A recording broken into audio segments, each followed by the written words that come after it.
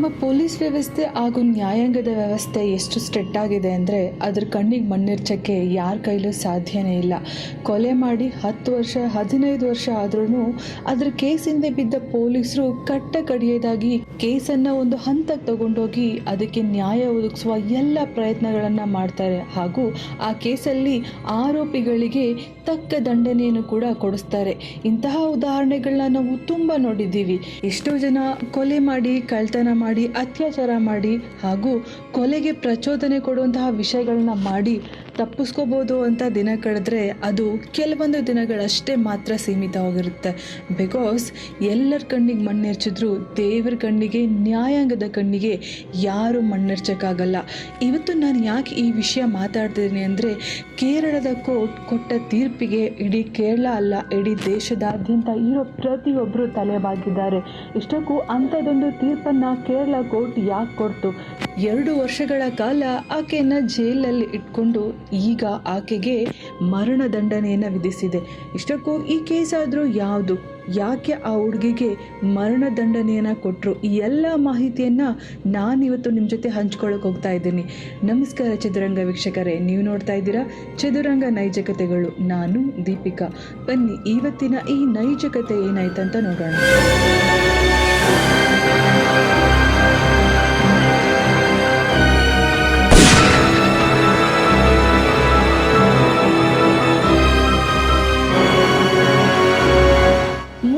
ಕೇರಳಗೆ ಸೇರಿದ 24 ವರ್ಷದ ಗ್ರೀಷ್ಮಾ rank student ಹಾಗೂ ಪ್ರತಿಭಾನ್ವಿತ ಕಲಾವಿದೆ. ಈಕೆಗೆನೆ ಕೇರಳ ನ್ಯಾಯಾಂಗ ಮರಣದಂಡನೆಯನ್ನ ವಿಧಿಸಿದೆ. ನೋಡಲು ಮುಗ್ಧೆ ಹಾಗೂ ಸುಂದರವಾಗಿರುವ ಈ ಯುವತಿಯನ್ನ ಕೇರಳ ಜನ ನೋಡಿದ್ರೆ ಬೆಚ್ಚಿ ಬೀಳಿಸ್ತಾರೆ.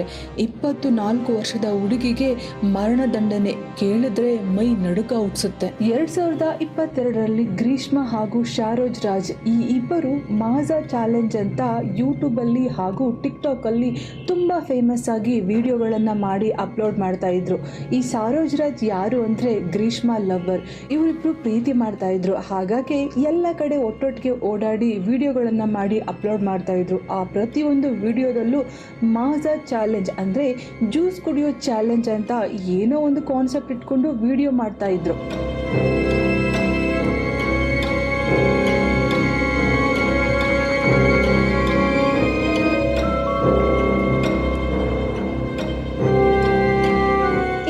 ತಮಿಳುನಾಡಿನಲ್ಲಿ ಒಟ್ಟಿಗೆ ಓಡ್ತಾ ಇದ್ರು. ಒಟ್ಟಿಗೆ ಇರೋ ಸಂದರ್ಭದಲ್ಲೇ ಇವರು ಈ ವಿಡಿಯೋಗಳನ್ನು ಮಾಡಿ ಅಪ್ಲೋಡ್ ಮಾಡ್ತಾ ಇದ್ರು. ಇಬ್ಬರ ನಡುವೆ ಪ್ರೀತಿ ಅಗಾಧವಾಗಿ ಬೆಳೀತು ಹಾಗೂ ಇನ್ನೇನು ಮನೆಯವರು ತಮ್ಮನ್ನು ದೂರ ಮಾಡ್ತಾರೆ ಅನ್ನೋ ಸಂದರ್ಭದಲ್ಲಿ ತಮಿಳುನಾಡಿನ ವೆಲ್ಲೂರಲ್ಲಿ ಇಬ್ರು ಯಾರಿಗೂ ಗೊತ್ತಾಗದೇ ಇರೋ ಹಾಗೆ ಮದುವೆನೂ ಕೂಡ ಮಾಡಿಕೊಂಡ್ರು.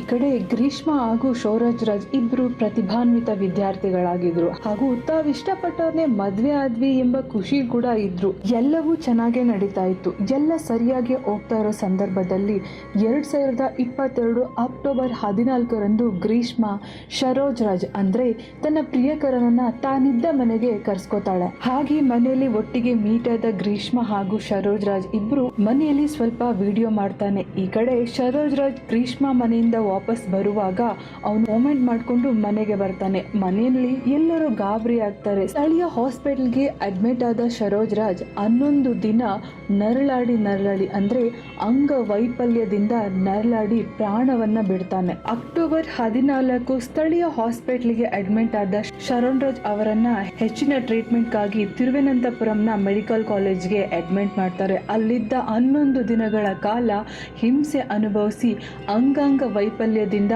ಮರಣವನ್ನ ಹೊಂದ್ತಾರೆ. ಆರೋಗ್ಯವಂತನಾಗಿದ್ದ ಶರಣ್ ರಾಜ್ ಅಂಗಾಂಗ ವೈಫಲ್ಯದಿಂದ ಮೃತಪಟ್ಟ. ಈ ಕಡೆ ಫ್ಯಾಮಿಲಿಗೆ ಇದೊಂದು ಅಚ್ಚರಿನೇ ಅನ್ಸುತ್ತೆ. ಬಿಕಾಸ್ ಆರೋಗ್ಯವಂತನಾಗಿದ್ದ ತಮ್ಮ ಮಗನಿಗೆ ದಿಢೀರಂತ ಈ ರೀತಿ ಕಾಯಿಲೆ ಯಾಕೆ ಬಂತು? ಅವನ ಬಾಯಲ್ಲಿ ಹುಣ್ಣಾಗಿತ್ತು, ಕಿಡ್ನಿ, ಕರುಳು ಅಂತ ಅಂಗಾಂಗ ವೈಫಲ್ಯದಿಂದ ಸಾವನ್ನಪ್ಪಿರೋದಕ್ಕೆ ಕಾರಣ ಏನು ಅಂತ ಫ್ಯಾಮಿಲಿ ಮೆಂಬರ್ಸ್ ಹುಡುಕೋಕೆ ಶುರು ಮಾಡ್ತಾರೆ. ಇದೆಲ್ಲದಕ್ಕೂ ಉತ್ತರ ಸಿಕ್ಕಿದ್ದೆ ಶರಣ್ ರಾಜ್ ಅವರ ಮೊಬೈಲ್. ಹೌದು, ಶರಣ್ ರಾಜ್ ಅವರ ಮೊಬೈಲ್ ಅಲ್ಲಿ ಪ್ರತಿಯೊಂದು ವಿಡಿಯೋದಲ್ಲೂ ಗ್ರೀಷ್ಮಾ ಜೊತೆ ಜ್ಯೂಸ್ ಚಾಲೆಂಜ್ ಎಂಬ ವಿಡಿಯೋವನ್ನ ಮಾಡ್ತಾ ಇದ್ರು. ಇದ್ಯಾಕೋ ಮನೆಯವರಿಗೆ ಸಾಧಾರಣ ಇದೊಂದು ವಿಡಿಯೋ ಅಂತ ಅನ್ಸಿಲ್ಲ. ಇದ್ರ ಬಗ್ಗೆ ಅನುಮಾನ ಪಟ್ಟ ಶರಣ್ ರಾಜ್ ಸಹೋದರ ಆಯುರ್ವೇದಿಕ್ ಡಾಕ್ಟರ್ ಆಗಿರ್ತಾರೆ. ಶರಣ್ ರಾಜ್ ಸಾಯೋಕ್ಕೂ ಮುಂಚೆ ಅವನ ಹತ್ರ ಹೋಗಿ ನೀನು ಆವತ್ತು ಯಾವ ಜ್ಯೂಸನ್ನ ಕುಡ್ದೆ ಅಂತ ಕೇಳ್ತಾರೆ. ಆದ್ರೆ ಶರಣ್ ರಾಜ್ ಇದಕ್ಕೆ ಯಾವುದಕ್ಕೂ ಉತ್ತರ ಕೊಡೋದೇ ಇಲ್ಲ. ಬಿಕಾಸ್ ನಾನಿವತ್ತು ಉತ್ತರ ಕೊಟ್ರೆ ನನ್ನ ಪ್ರೇಯಸಿಗೆ ಇವ್ರು ಏನಾದ್ರೂ ಮಾಡ್ಬಿಡ್ತಾರ ಅನ್ನೋ ಭಯದಿಂದಾನೇ ಶರಣ್ ರಾಜ್ ಅವತ್ತು ಯಾವ ಪ್ರಶ್ನೆಗೂ ಉತ್ತರವನ್ನ ಕೊಡ್ಲೇ ಇಲ್ಲ. ಅಷ್ಟಕ್ಕೂ ಶರಣ್ ರಾಜ್ ಕುಡಿದ ಜ್ಯೂಸ್ನಲ್ಲಿ ಏನಾದ್ರೂ ತೊಂದರೆ ಆಗಿತ್ತಾ, ಇಲ್ಲ ಅವನಿಗೆ ಬೇರೆ ಏನಾದ್ರೂ ಕಾಯಿಲೆ ಆಗಿತ್ತಾ ಅಂತ ಫ್ಯಾಮಿಲಿ ಮೆಂಬರ್ಸ್ ಹುಡುಕೋಕೆ ಶುರು ಮಾಡ್ತಾರೆ. ಈ ನಡುವೆ ಶರಣ್ ರಾಜ್ ಅವರ ಬ್ರದರ್ ಎಲ್ಲರನ್ನ ವಿಚಾರಣೆ ಮಾಡೋಕೆ ಶುರು ಮಾಡ್ತಾರೆ. ಇದರಲ್ಲಿ ಶರಣ್ ರಾಜ್ ಅಕ್ಟೋಬರ್ 14 ಗ್ರೀಷ್ಮಾ ಮನೆಯಿಂದ ಬರುವಾಗ ನಾನು ವಾಮಿಟ್ ಮಾಡ್ಕೊಂಡೆ, ಅದು ನೀಲಿ ಮತ್ತು ಹಸಿರು ಬಣ್ಣದ ವಾಮಿಟ್ ಆಗಿತ್ತು ಅಂತ ತನ್ನ ಸ್ನೇಹಿತನೊಬ್ಬನಿಗೆ ಇನ್ಫಾರ್ಮೇಶನ್ ಕೊಟ್ಟಿರ್ತಾನೆ. ಈ ಇನ್ಫಾರ್ಮೇಶನ್ ಹಾಗೂ ಗ್ರೀಷ್ಮಾ ಕೊಟ್ಟ ಜ್ಯೂಸ್ ಚಾಲೆಂಜ್ ಇವೆಲ್ಲ ಕೂಡ ಅನುಮಾನ ಬರೋಕೆ ಶುರುವಾಗುತ್ತೆ.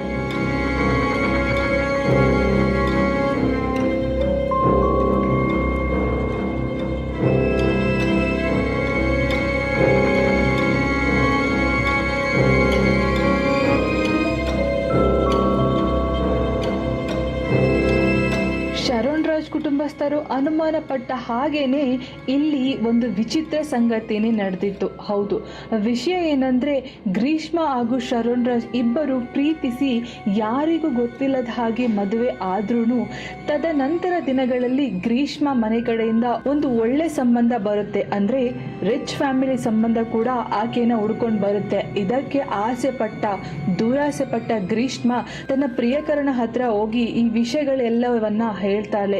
ಈ ಕಡೆ ಶರಣ್ ರಾಜ್ ಕೋಪಗೊಂಡು ನೀನು ನನಗ್ ಮಾತ್ರ ಸ್ವಂತ, ನನ್ನ ಬಿಟ್ಟು ಬೇರೆ ಯಾರಿಗಾದ್ರೂ ಸಿಕ್ಕರೆ ನಾನು ಯಾರನ್ನು ಸುಮ್ಮನೆ ಬಿಡಲ್ಲ ಅಂತ ತಮ್ಮ ಖಾಸಗಿ ವಿಡಿಯೋಗಳನ್ನ ಗ್ರೀಷ್ಮಾಗೆ ತೋರಿಸಿ ಎದುರಿಸಿರ್ತಾನೆ. ಇದು ಗ್ರೀಷ್ಮಾ ಕೊಟ್ಟ ಮಾಹಿತಿ. ಈ ಕಡೆ ಗ್ರೀಷ್ಮಾ ತನಗೊಲಿದು ಬಂದ ಇನ್ನೊಂದು ವಿದ್ಯಾವಂತ ಹಾಗೂ ಹಣವಂತ ಕುಟುಂಬವನ್ನ ಬಿಟ್ಟು ಕೊಡಲಾಗದೆ ಗ್ರೀಷ್ಮಾ ಶರಣ್ ರಾಜ್ನ ಕೊಲೆ ಮಾಡೋಕೆ ಮುಂದಾಗ್ತಾಳೆ. ಅದಕ್ಕೆ ಆಕೆ ಆಯ್ಕೆ ಮಾಡ್ಕೊಂಡಿದ್ದ ದಾರಿನೇ ಜ್ಯೂಸ್ ಚಾಲೆಂಜ್. ಹೌದು, ಪ್ರತಿಯೊಂದ್ಸರಿನೂ ಜ್ಯೂಸ್ ಚಾಲೆಂಜ್ ಮಾಡುವಾಗ ಜ್ಯೂಸಿಗೆ ಅತಿಯಾದ ಡೋಸೇಜ್ ಪ್ಯಾರಾಸಿಟಮಾಲ್ ಅನ್ನ ಅವಳು ಶರಣ್ ರಾಜ್ಗೆ ಹಾಕೊಡ್ತಾ ಇದ್ಲು. ಆದ್ರೆ ಇದ್ಯಾವುದು ಕೂಡ ಕೆಲ್ಸಕ್ಕೆ ಬಾರದೇ ಇರೋ ಕಾರಣ ಶರಣ್ ರಾಜನ್ನ 2022 ಅಕ್ಟೋಬರ್ 14 ತನ್ನ ಮನೆಗೆ ಕರೆಸಿ ಒಂದು ಕಷಾಯ ವಿಡಿಯೋನ ಮಾಡೋಣ ಅಂತ ಕಷಾಯವನ್ನ ಕೊಡ್ತಾಳೆ. ಈ ಕಡೆ ಗ್ರೀಷ್ಮಾ ಕೊಟ್ಟ ಚಾಲೆಂಜ್ ನ ಮನಸಾರೆ ಎಕ್ಸೆಪ್ಟ್ ಮಾಡಿದ ಶರಣ್ ರಾಜ್ ಆ ಕಷಾಯವನ್ನ ಕುಡಿತಾನೆ. ಆ ಕಷಾಯದಲ್ಲಿ ಗ್ರೀಷ್ಮಾ ಯಾವುದೇ ರೀತಿ ಟ್ಯಾಬ್ಲೆಟ್ ಅನ್ನ ಹಾಕಿರ್ಲಿಲ್ಲ, ಬದಲಾಗಿ ಅವಳು ಕೀಟನಾಶಕ ವಿಷಪೂರಿತ ಒಂದು ಲಿಕ್ವಿಡ್ ಅನ್ನ ಹಾಕಿರ್ತಾಳೆ. ಇದೇ ಕಾರಣಕ್ಕೆ ಆವತ್ತು ಅಂದ್ರೆ ಅಕ್ಟೋಬರ್ 14 ಗ್ರೀಷ್ಮಾ ಮನೆಯಿಂದ ಶರಣ್ ರಾಜ್ ಆಚೆ ಬರುವಾಗ ವಾಮಿಟ್ ಮಾಡ್ಕೊಂಡಿದ್ದು. ಮನೆಗೆ ಬಂದವನೇ ತುಂಬಾ ಸುಸ್ತಾಗಿದೆ ಅಂತ ಹೇಳಿ ಹಾಸ್ಪಿಟ್ಲಿಗೆ ಅಡ್ಮಿಟ್ ಆಗಿ ಅಂಗಾಂಗ ವೈಫಲ್ಯದಿಂದ ಮೃತಪಟ್ಟಿರ್ತಾನೆ.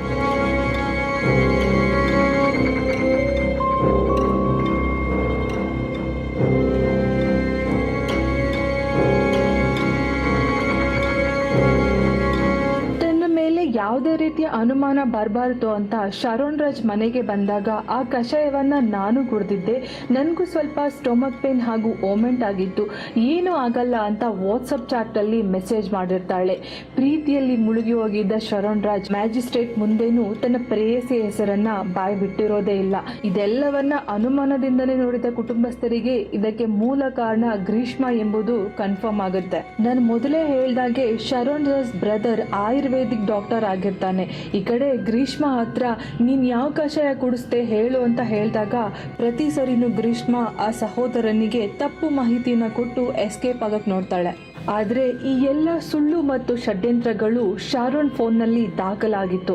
2022 ಅಕ್ಟೋಬರ್ 25 ಶಾರೋನ್ ರಾಜ್ ಮೃತಪಟ್ಟರೆ ಈ ಮೃತದ ಹಿಂದೆ ಯಾವುದೋ ಕೈವಾಡ ಇದೆ ಅಂತ ಹೇಳಿ ಫ್ಯಾಮಿಲಿ ಮೆಂಬರ್ಸ್ ಪೊಲೀಸ್ ಕಂಪ್ಲೇಂಟ್ ಅನ್ನ ಕೊಡ್ತಾರೆ. ಪೊಲೀಸ್ ಈ ಕೇಸನ್ನ ತಗೊಂಡು ನಂತರ ಇದು ಕ್ರೈಮ್ ಬ್ರಾಂಚ್ಗೆ ಶಿಫ್ಟ್ ಆಗುತ್ತೆ. ಅಕ್ಟೋಬರ್ 30 ಗ್ರೀಷ್ಮಾಳನ್ನ ಅರೆಸ್ಟ್ ಮಾಡ್ತಾರೆ. ಸತತ 6 ಗಂಟೆಗಳ ಕಾಲ ಗ್ರೀಷ್ಮಾಳನ್ನ ಪೊಲೀಸ್ ವಿಚಾರಣೆ ಮಾಡಿದಾಗ ಆಕೆ ಯಾವುದೇ ರೀತಿಯಾದ ಪ್ರಾಪರ್ ಇನ್ಫಾರ್ಮೇಶನ್ ಇನ್ಫಾರ್ಮೇಶನ್ ಕೊಡೋಕೆ ರೆಡಿ ಇರಲ್ಲ. ಆದ್ರೆ ಪೊಲೀಸರು ತಮ್ಮದೇ ಆದ ಆಂಗಲ್ ಅಲ್ಲಿ ವಿಚಾರಣೆ ಮಾಡುವಾಗ ಗ್ರೀಷ್ಮಾ ತಾನು ಮಾಡಿದ ಎಲ್ಲ ತಪ್ಪುಗಳನ್ನ ಒಪ್ಕೋತಾಳೆ. ಅಷ್ಟೇ ಅಲ್ಲದೆ ಗ್ರೀಷ್ಮಾ ಜೊತೆ ಆಕೆಗೆ ಸಹಾಯ ಮಾಡಿದ ಕುಟುಂಬಸ್ಥ ಅಂದ್ರೆ ನಿರ್ಮಲಾ ಕುಮಾರ್ ಅನ್ನು ಕೂಡ ಪೊಲೀಸರು ಅರೆಸ್ಟ್ ಮಾಡ್ತಾರೆ. ಪೊಲೀಸರು ಕೋರ್ಟ್ಗೆ ಚಾರ್ಜ್ ಶೀಟ್ ನಲ್ಲಿ ನನ್ನನ್ನ ಪ್ರೀತಿ ಮಾಡ್ತಿದ್ದ ಶಾರೋನ್ ರಾಜ್ ನಾವಿಬ್ರು ದೂರ ಆಗೋಣ ಅಂತ ಹೇಳಿದಾಗ ಅವನು ನನ್ನ ಖಾಸಗಿ ವಿಡಿಯೋಗಳನ್ನ ಇಟ್ಕೊಂಡು ನನಗೆ ಬ್ಲ್ಯಾಕ್ ಮೇಲ್ ಮಾಡ್ತಿದ್ದ. ಇದಕ್ಕೆ ಕೋಪಗೊಂಡ ನಾನು ಅವನನ್ನ ಕೊಲೆ ಮಾಡಿದೆ ಅಂತ ಚಾರ್ಜ್ ಶೀಟ್ ಅಲ್ಲಿ ಮೆನ್ಷನ್ ಮಾಡಿರ್ತಾರೆ. ಇದಕ್ಕೆ ನನ್ನ ಫ್ಯಾಮಿಲಿ ಮೆಂಬರ್ಸ್ ಕೂಡ ನನಗೆ ಸಹಾಯ ಮಾಡಿದ್ರು ಅಂತ ತಾನೇ ಒಪ್ಕೊಂಡಿರ್ತಾಳೆ ಗ್ರೀಷ್ಮಾ. 2025 ಜನವರಿ 14 ಗ್ರೀಷ್ಮಾ ಹಾಗೂ ಆಕೆಗೆ ಸಹಾಯ ಮಾಡಿದ ನಿರ್ಮಲಾ ಕುಮಾರ್ ದೋಷಿಗಳೆಂದು ಸ್ಥಳೀಯ ಕೋರ್ಟ್ ತೀರ್ಪೊಂದನ್ನ ಕೊಡುತ್ತೆ. 2025 ಜನವರಿ 20 ಕೋರ್ಟ್ ಗ್ರೀಷ್ಮಾಗೆ ಮರಣದಂಡನೆಯ ಶಿಕ್ಷೆಯನ್ನ ವಿಧಿಸುತ್ತೆ. ಈಗ ಗ್ರೀಷ್ಮಾ ಹಾಗೂ ಗ್ರೀಷ್ಮಾಗೆ ಸಹಾಯ ಮಾಡಿದ ನಿರ್ಮಲಾ ಕುಮಾರ್ ಇಬ್ಬರು ಕೋರ್ಟ್ನ ಕಟಕಟೆಯಲ್ಲಿ ನಿಂತು ಎಷ್ಟೇ ಕೂಗಿದ್ರು ಕೂಡ ಅವರಿಗೆ ನ್ಯಾಯಾಲಯ ಕ್ಷಮೆಯನ್ನ ಕೊಡಲ್ಲ. ಬಿಕಾಸ್ ಇಲ್ಲಿ ತಪ್ಪು ಮಾಡಿದ್ದು ಗ್ರೀಷ್ಮಾ ಹಾಗೂ ಗ್ರೀಷ್ಮಾಗೆ ಸಹಾಯ ಮಾಡಿದ ನಿರ್ಮಲಾ ಕುಮಾರ್. ಏನು ಅರಿಯದ ಹುಡುಗನಿಗೆ ಪ್ರೀತಿ ಪ್ರೇಮದ ಆಸೆಯನ್ನ ತೋರಿಸಿ ಆಕೆಯನ್ನ ನಂಬಿ ಸಂಪೂರ್ಣವಾಗಿ ಆಕೆಗೆ ಎಲ್ಲ ಬೆಂಬಲವನ್ನ ಕೊಟ್ಟು ಕೊನೆಗೆ ತಾನು ಸಾಯುವ ದಿನದಲ್ಲೂ ತನ್ನ ಪ್ರೇಯಸಿಗೆ ಯಾವುದೇ ರೀತಿ ಸಮಸ್ಯೆ ಆಗಬಾರ್ದು ಅಂತ ಗ್ರೀಷ್ಮಾ ಹೆಸರನ್ನ ಎಲ್ಲೂ ಕೂಡ ಆತ ಬಾಯ್ ಬಿಟ್ಟೇ ಇರಲಿಲ್ಲ.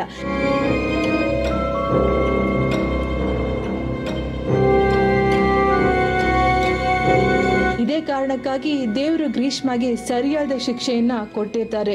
ಪ್ರೀತಿ ಪ್ರೇಮ ಅಂತ ನಂಬಿಸಿ ಹುಡುಗನನ್ನ ಹುಡುಗಿ ಕೊಲೆ ಮಾಡಿದ್ಲು, ಹುಡುಗಿಯನ್ನ ಹುಡುಗ ಕೊಲೆ ಮಾಡ್ದ ಅಂತ ಸಾಕಷ್ಟು ವಿಚಾರಗಳನ್ನ ನಾವು ಸುತ್ತಮುತ್ತ ನೋಡ್ತಾ ಇದ್ದೀವಿ ಹಾಗೂ ಕೇಳ್ತಾ ಇದ್ದೀವಿ. ಇದು ಕೂಡ ಆ ಥರ ವಿಚಾರದಲ್ಲಿ ಒಂದಾಗಿರ್ಬೋದು. ಆದರೆ ಇಲ್ಲಿ ಪ್ರಿಯಕರ ತನ್ನ ಪ್ರೇಯಸಿಯನ್ನ ಎಲ್ಲೂ ಕೂಡ ಬಿಟ್ಕೊಟ್ಟೇ ಇಲ್ಲ. ನಿಜಕ್ಕೂ ಆ ಹುಡುಗ ತುಂಬಾನೇ ಗ್ರೇಟ್ ಅಂತ ಹೇಳ್ಬೋದು. ಎಷ್ಟೇ ಆದರೂ ಪ್ರೀತಿಗೆ ಬೆಲೆ ಕೊಟ್ಟವನು ಇವತ್ತು ಮಣ್ಣಲ್ಲಿ ಮಣ್ಣಾಗಿ ಹೋದ. ಸೊ ಯಾರನ್ನಾದರೂ ನಾವು ನಂಬಬೇಕಾದ್ರೆ ಪದೇ ಪದೇ ನಾವು ವಿಚಾರ ಮಾಡಬೇಕಾಗಿರುವ ಒಂದು ವಿಚಾರ ಏನಂದರೆ ಹುಷಾರಾಗಿರಬೇಕು. ಯಾಕಂದರೆ ಇಲ್ಲಿ ಯಾರು ಕೂಡ ನಮ್ಮವರಲ್ಲ.